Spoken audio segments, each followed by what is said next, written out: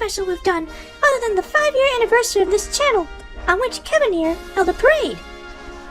So, we're going to start by reflecting on the productions we made in 2017, and then we're going to take you behind the scenes, show you some early reveals as well as some plans for the future. So Jason from California asks, what was your favorite production this year? And which scene from any production affected you most? And remember, these include episode 14 to 16 from Faldor's Fallen, episode 3 of Dawn Italy, the pilot episodes of Rise of the Namos, Schoolbots, The Widow. So who wants to start? I'll go first.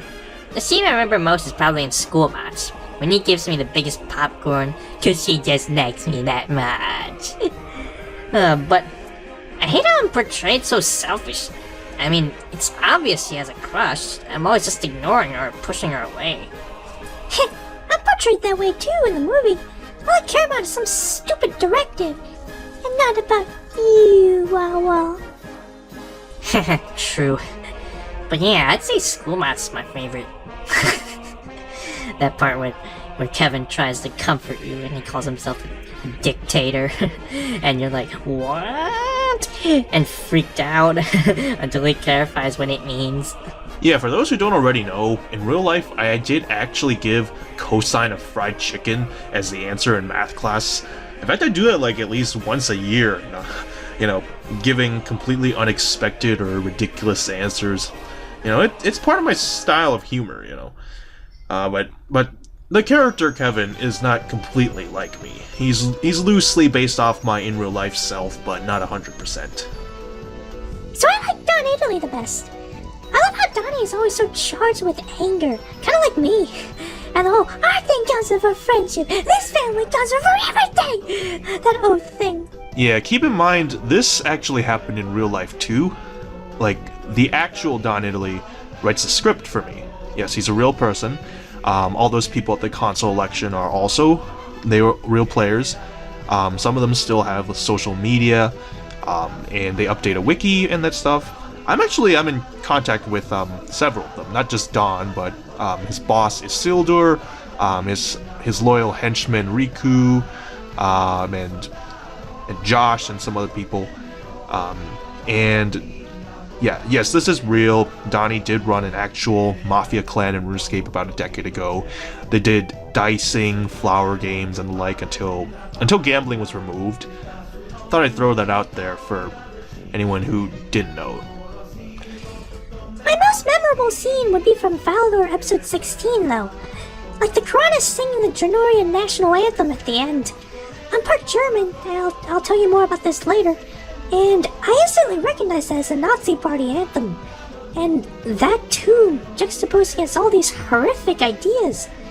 That 6 separate countries are marching to force this Darwinism on the rest of the world. And Charlottesville. Oh yeah. Perfect timing, Kev. Those torches are still fresh in my mind. Okay, my turn. The scene I'm most proud of is... I really enjoyed making the Quran speech scene, the terrorist attack scene, and Nick's testimony before the Human Rights Council of Gielinor, but I think for this one, I'll pick the scene where Percy and Susan make a flag and anthem for the Asgardian resistance. Like, for me, it was a rare opportunity to present my love of symbolism and vexillology in a way that even people who hate politics could possibly relate to. Like, this isn't a welcoming ceremony for a foreign leader or dignitary or whatever. Like, this is just 2 civilians on a ragtag rebel organization making symbols as if they're a country. And the video I'm most proud of is probably The Widow, episode 1. It was definitely the saddest production I've ever done. Like, editing it, thinking about it, etc. has already made me cry on 82 separate occasions. Like, I swear I've never been made this emotional by anything I made before. Alright, let's move on to the next section. Michael from Florida asks, what are the central narrative themes in Schoolbots? Oh yeah, before anything, I drew a picture for Michael and his girlfriend Anne as a Christmas present.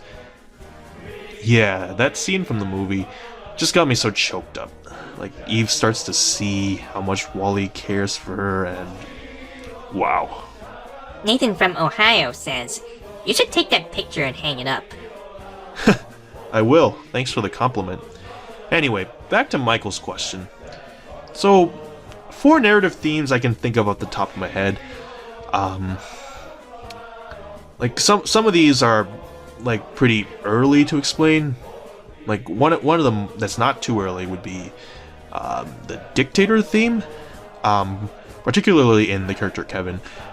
Like, you constantly find yourself questioning like whether he's joking or not. Like, he's never clear.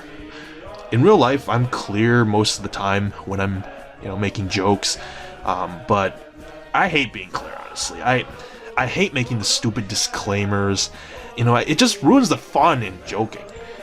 Fortunately, I've learned there are ways to imply jokiness without disclaimers, and by juxtaposing the comment next to something contradictory, something that I wouldn't say if I actually meant it, But yeah, but Kevin, again, he's slightly different from me, so you have to...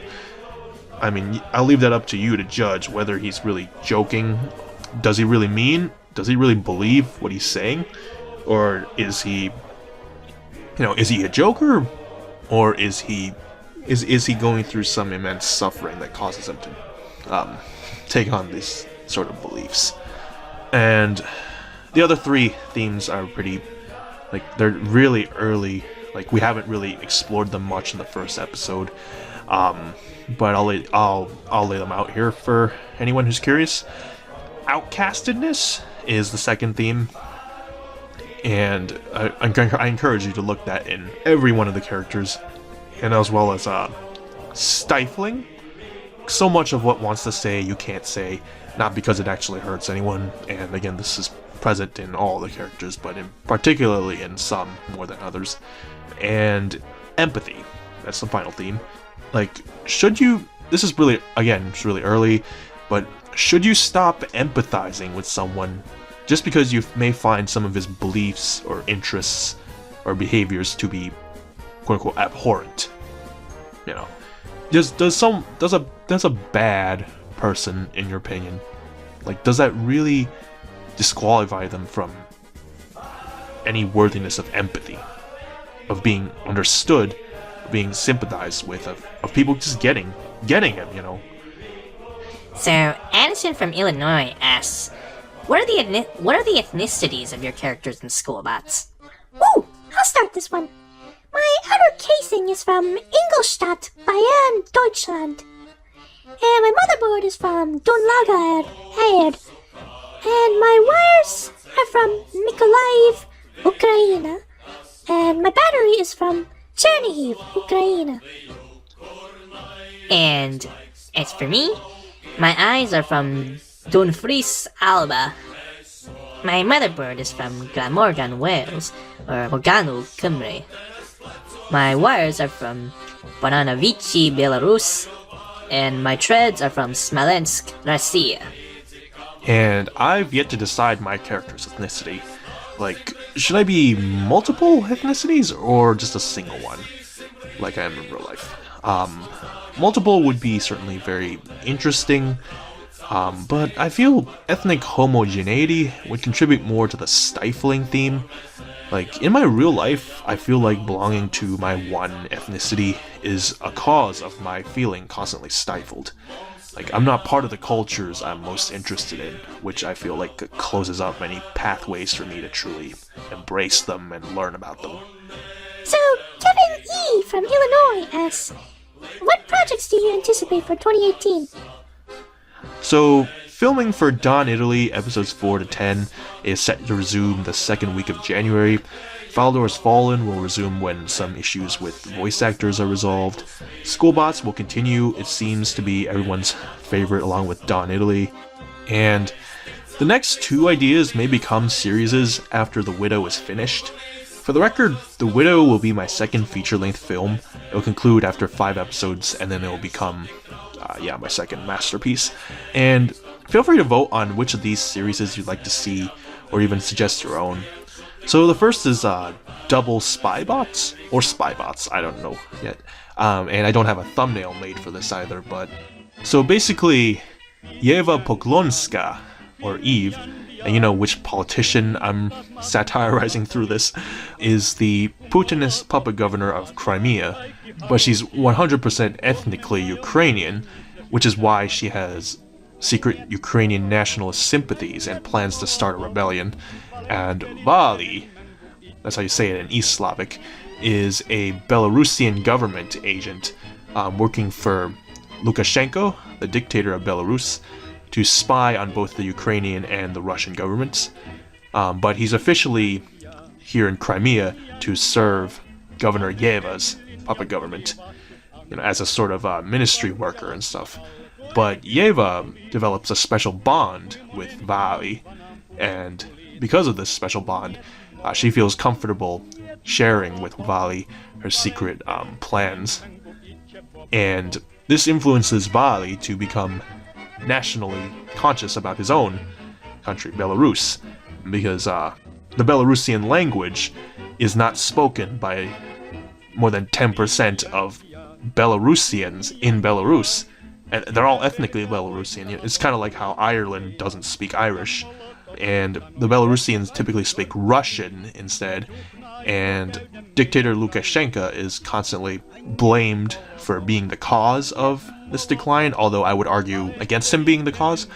But, he gets a bad rep because of it, and that's why most, Belarusian nationalists, they just consider him a Russian puppet, and someone who's betraying his own country's sovereignty, that kind of stuff. In the end, Spy Boss will be just a tale of political allegiances. Which one will Yeva choose? Which one will Vali choose? And which one will Crimea go as a result of their conflicted allegiances? Yeah, and the second is Prototype, played by Wally, is an unwilling getaway driver for the Don Robotli crime family, the largest clan in the city of Lumbridge. And one day he meets the waitress Eve Probe number 1, whose affection convinces him he must leave the city and the world of crime fast. But disaster strikes, however, when his boss, Don Robotli, played by me, learns of his plan and forces him to kidnap the Duke of Lumbridge, an operation everyone knows is bound to fail. And if Robot Driver becomes a series, then I think it will probably be my third feature-length film, depending on when Dawn Italy finishes its 10th episode, it will become a feature-length film as well. So either Dawn Italy or Robot Driver would be the third. So now we're going to conclude this year with Eve singing Dzержавny hymn Республики Belarus.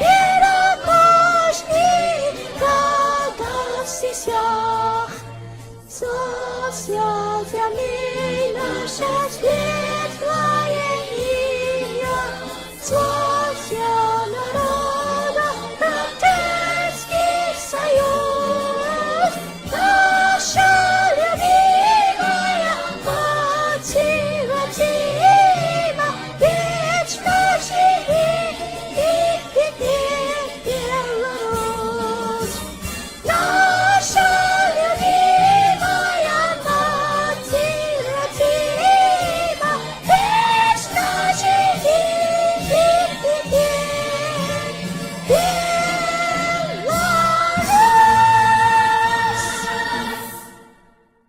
Niechaj żyje Wielkiej Республики FlagArmada со святым и надыходящим. Ура! Ура!